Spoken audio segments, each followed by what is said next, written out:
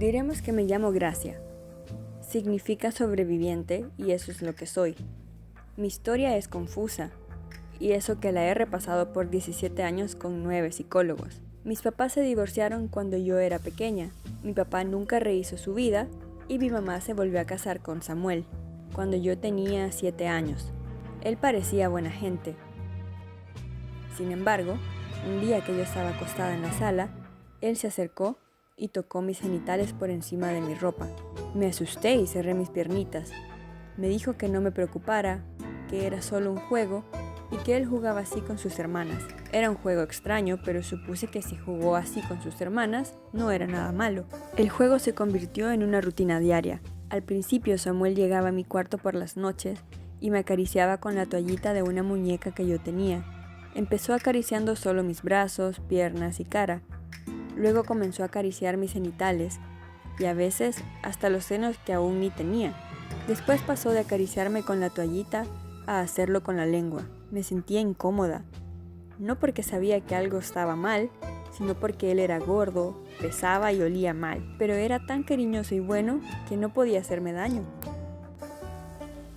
El abuso avanzó rápido. Comenzó a practicarme sexo oral y recuerdo sentir sus bigotes ásperos rozando entre mis piernas y su saliva goteándome. Al terminar se acercaba a mí y me pedía que sobara su pene. Yo no quería, pero él tomaba mi manita. El tiempo pasaba y Samuel iba practicando diferentes formas de abuso conmigo.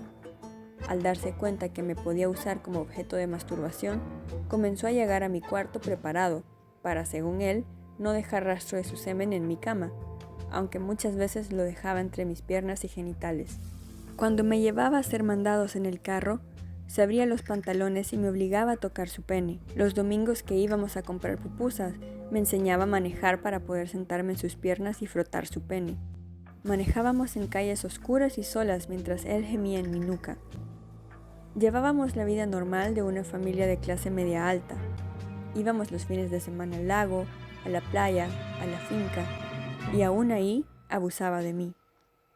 Recuerdo que cuando venía hacia mí en la casa del lago, las gradas rechinaban, y eso me daba pavor, por el sonido, no por lo que me venía a hacer.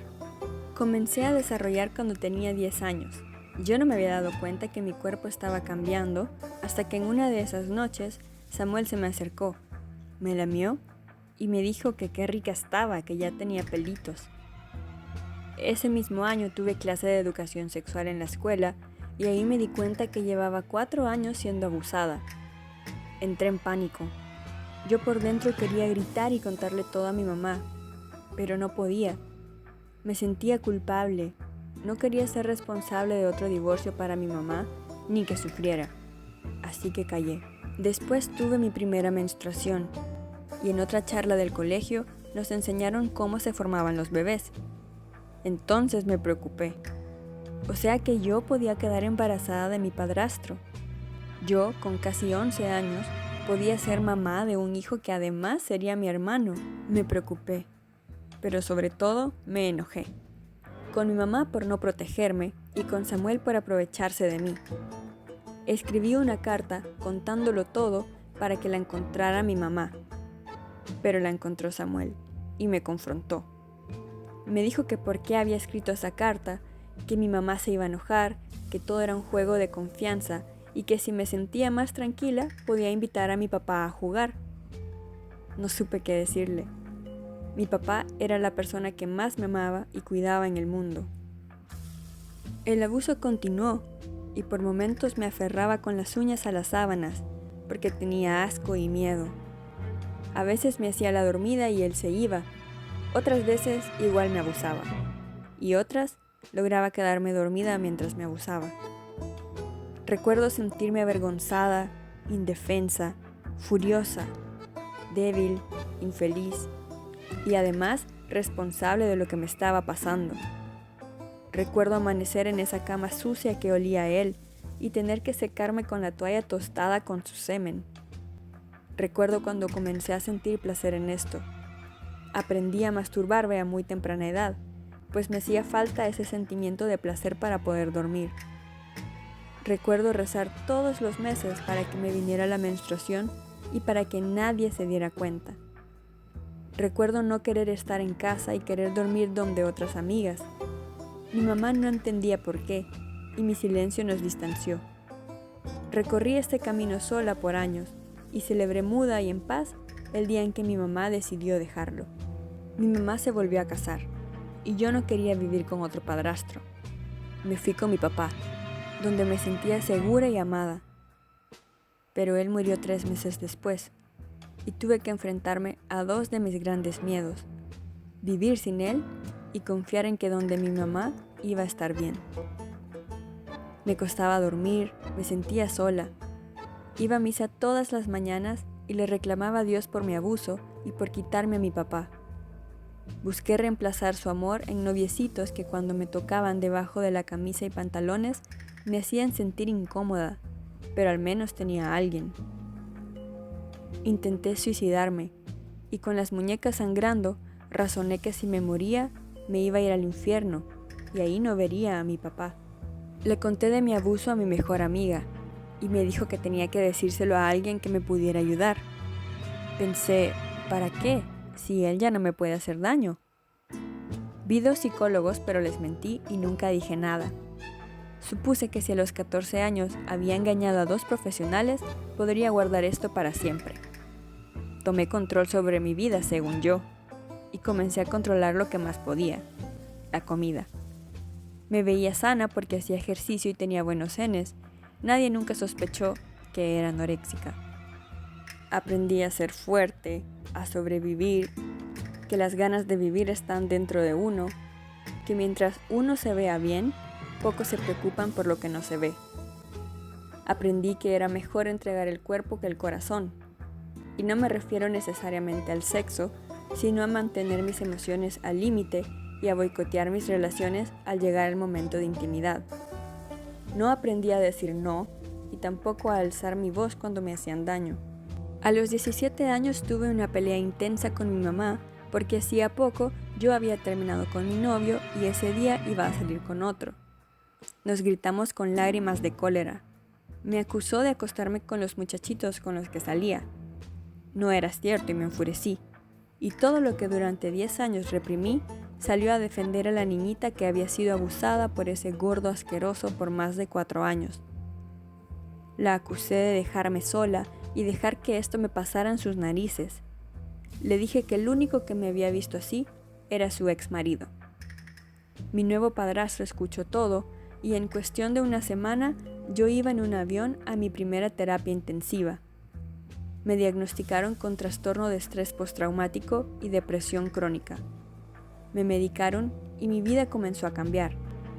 Mi relación con mi mamá mejoró y mi autoestima poco a poco se fue recuperando. La primera etapa de mi vida de adulta viví con miedo, a la intimidad, a no ser amada, al fracaso, a ser una mala mamá o no poder tener hijos, a que el abuso marcara mis relaciones y mi vida para siempre. Me casé, tuve 2 hijos y me divorcié. Lo que duró mi matrimonio fue difícil. Tuvimos muchos problemas económicos, emocionales y sexuales. Tenía miedo permanente de que algo le fuera a pasar a nuestra bebé, de fallarle. Había leído que muchos de los niños abusados se convierten en abusadores y tenía pavor de ser uno de esos casos. El divorcio y vivir sola con 2 niños me permitieron reflexionar y luego ser valiente. Regresé al mundo laboral y fui capaz de ser la mamá que mis hijos se merecían y la profesional que pensé nunca iba a poder ser. Pero más importante, fui capaz de dormir con la puerta abierta sin miedo. Vi esto como mi oportunidad para sanarme y ser la mujer que tenía planeado ser antes de ser abusada. Salí con un par de tipejos que nunca me supieron valorar, pero después conocí a mi esposo. Y en la primera cita entendí que él era la respuesta a mis oraciones. Descubrí a mis 31 años lo que realmente era la intimidad. Tenemos un hijo juntos y en total 3, además 3 perros, y vivimos una vida realmente plena, porque aunque no todo ha sido alegrías, sabemos que hay cosas peores en la vida. Lidiar con el abuso como mamá es lo que más me ha costado, pues estoy muy consciente de que estas cosas pasan en todos lados y estratos sociales. Cuando mi hija cumplió 7 años, comencé a tener crisis de ansiedad y he tenido que hacer un esfuerzo sobrehumano por no convertirme en una mamá sobreprotectora. Les doy clases de educación sexual a mis hijos desde los 2 años y les predico con el ejemplo el amor propio. Les he enseñado a ver la desnudez sin morbo, a preguntar sobre sus cuerpos, a alzar la voz cuando algo no les gusta y sobre todo a no forzarles nada, ni la comida, porque sus cuerpos son suyos. Ha sido un camino largo y difícil. Pensé que nunca sería feliz, pero desde hace 5 años no le temo a mi pasado ni lo uso como excusa para lastimar a otros. Creo en que salir adelante ha sido una decisión, pero reconozco que aún así, a veces amanezco repitiéndome como un mantra que yo no soy lo que me pasó ni lo que sufrí. Y pienso que al compartir mi historia, estoy librando al mundo de miles de Samueles. ¿Qué hice para sobrevivir y llegar hasta aquí? Primero, lo más importante fue encontrar dentro de mí las ganas de vivir y aferrarme a ellas más que a las sábanas de mi cama cuando tenía miedo. Acepté que necesitaba ayuda y colaboré con mi terapia. Fui a todas las citas sin falta e hice las tareas que mi terapeuta me dejó, aunque me hicieran llorar amargamente y pasar por todas las etapas del duelo. A veces me dio diarrea y una vez hasta vomité en la clínica de la psicóloga número 8. He regresado a terapia cada vez que lo he necesitado y he entendido que es probable que lo vaya a necesitar toda mi vida. Esto no me hace una persona enferma ni loca, me hace una mortal que está lidiando con un trauma. En terapia tuve sesiones con mi mamá y le dije que la amo, que no la hago responsable por nada de lo que me pasó y que entiendo que ella también sufre con mi trauma, porque es nuestro. Leí mucho en la ventana incógnita de Google sobre cómo podía sanar más. Descubrí el ejercicio, el yoga y la meditación como terapia. Aprendí a rodearme de gente que alimenta mi alma y mi espíritu y a no mantener relaciones tóxicas con nadie, así sean personas de mi propia familia. Finalmente, acepté mi pasado y lo utilizo como herramienta para educar a otros, compartiendo mi historia con la gente que me siento cómoda.